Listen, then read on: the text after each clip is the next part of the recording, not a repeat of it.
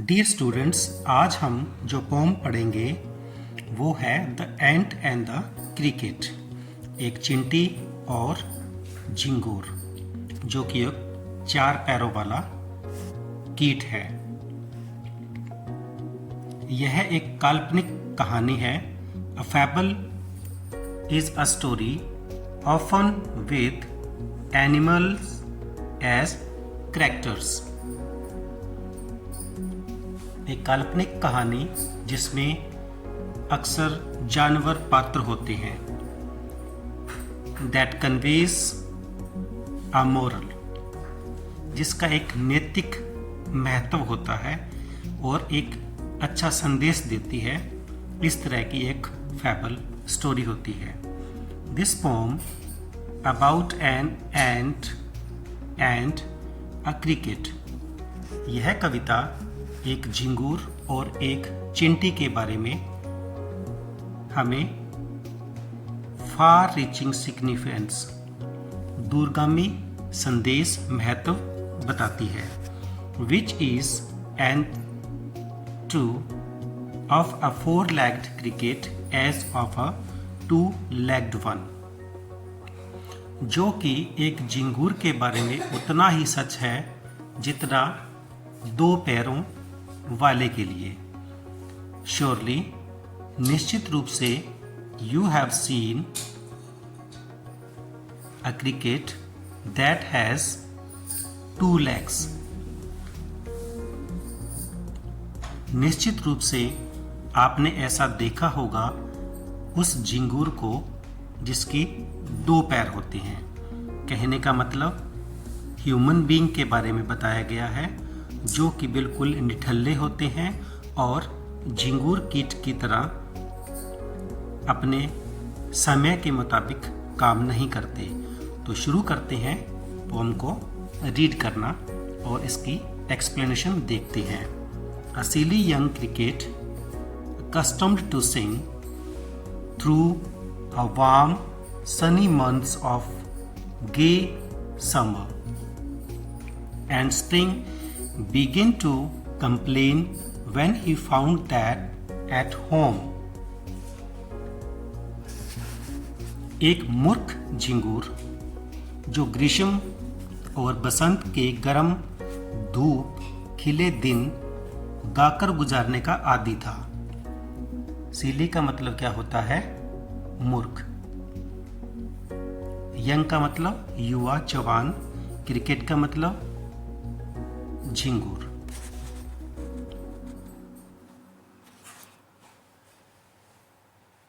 और शिकायत करने लगा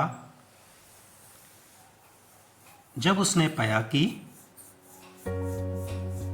सर्दी आ गई है और उसके घर पर कुछ नहीं है। जो भी उसका बसंत का समय था, काम करने का समय था, जब कुछ खाने पीने की चीजें इकट्ठी करने का समय था, तब वो गाता ही रहता था। His cupboard was empty and winter was come। उसकी जो घर की अलमारी थी जिसमें उसने खाना रखना था वो बिल्कुल खाली थी और सर्दी का समय आ चुका था। Not a crumb to be found on the snow covered।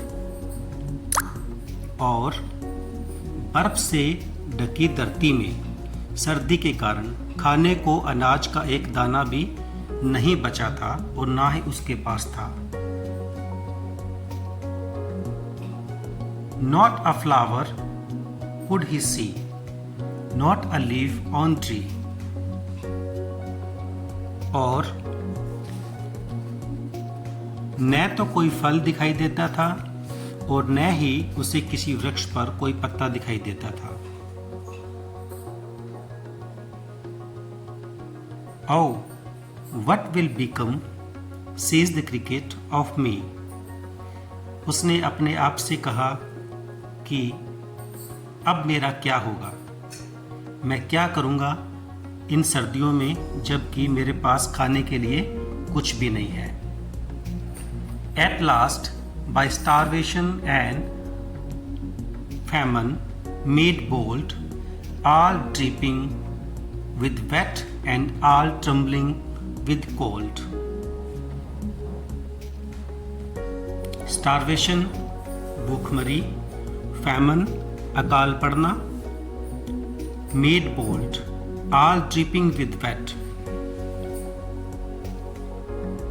वर्षा से भीगते हुए, and all trembling with cold, और ठंड से कांपते हुए, अंत में भूखमरी और अकाल से तंग आकर उसने साहस जुटाया, मेड बोल्ड, और ठंड से भीगा हुआ, कांपता हुआ, he set off to a miserly end, और वो एक कंजूस चिंटी से मिलने चला गया। To see if to keep him alive he would grant him shelter from rain and a mouthful of grain.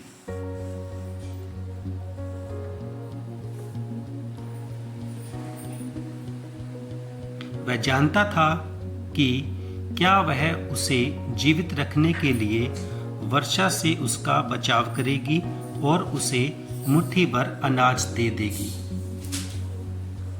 He wished only to borrow, he would repay it tomorrow.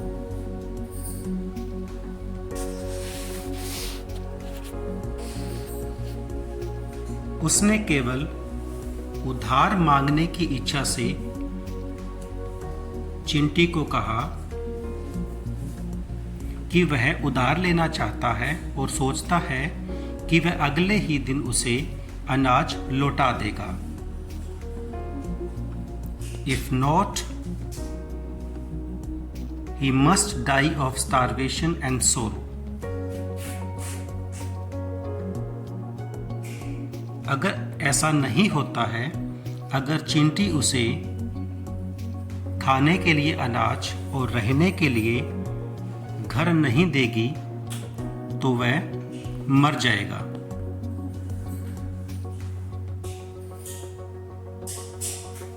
Says the ant to the cricket, चिंटी ने झिंगूर से कहा, I am your servant and friend. उसने कहा कि मैं तुम्हारा सेवक एवं मित्र हूँ। But we ends never borrow, we ends never lend. उसने कहा कि हम चींटियाँ ना तो उधार लेती हैं और ना ही उधार देती हैं। But tell me dear cricket, प्रिय झिंगूर, पर मुझे यह तो बताओ, डिड यू ले नथिंग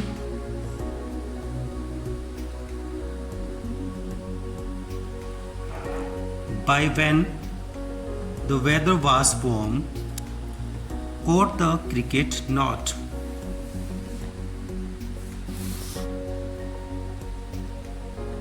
चिंटी ने झिंगूर से पूछा कि जब गर्मी का मौसम था तब तुमने कुछ भी नहीं बचा कर रखा। झिंगूर ने कहा, हाँ, मैंने कुछ भी बचाकर नहीं रखा। और वो आगे कहता है, My heart was so light that I sang day and night, for all nature looked gay, you sang, sir, you say. और चिंटी ने उससे कहा कि श्रीमान, तुम कहते हो कि तुम गाते रहे। जैसा कि झिंगूर ने कहा कि मौसम इतना सुहावना था, मेरा मन इतना प्रसन्न था कि मैं कुदरत या प्रकृति की प्रत्येक चीज़ को खुश देखकर दिन रात गाता ही रहा। तब चिंटी ने कहा कि आप गाते ही रहे तो जाओ और सर्दियाँ नाच नाच कर बिता दो। और चिंटी ने कहा go sees the and and dance the winter away. जाओ फिर सर्दियों को, बरसात को नाच नाच कर फिर बिता दो, जैसा कि आपने बसंत में समय बिता दिया। Thus ending, he hastily lifted the wicket. इस प्रकार अपनी बात को खत्म करते ही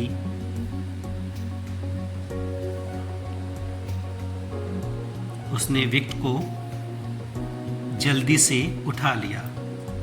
And out of the door turned the poor a little cricket. और उसने झिंगुर को घर से निकाल दिया। Folk calls this a fable. I'll warrant it true. लोग कहते हैं कि यह एक काल्पनिक कहानी है, तर्क ही लोक कथा है, पर मैं ये कहता हूं कि ये सत्य है। Some crickets have 4 legs and some have 2.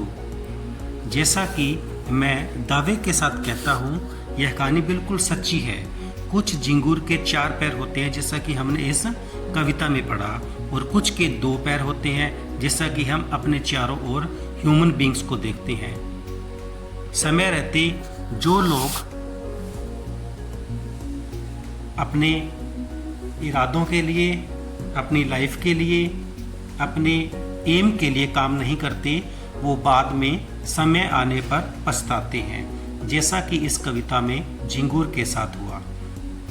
जब हमें खुशी होती है, जब हमारे पास समय होता है, तब हम काम नहीं करते, और जब समय बीत जाता है तो हम उसके बाद पछताते हैं और दूसरों से मदद मांगते हैं। तो इस लोक कथा से, इस कविता से हमें यह मैसेज मिलता है कि जितना समय हमारे पास है, हम उसका अच्छे से उपयोग करें और आने वाले समय को अच्छा बनाने का प्रयास करें। Thank you.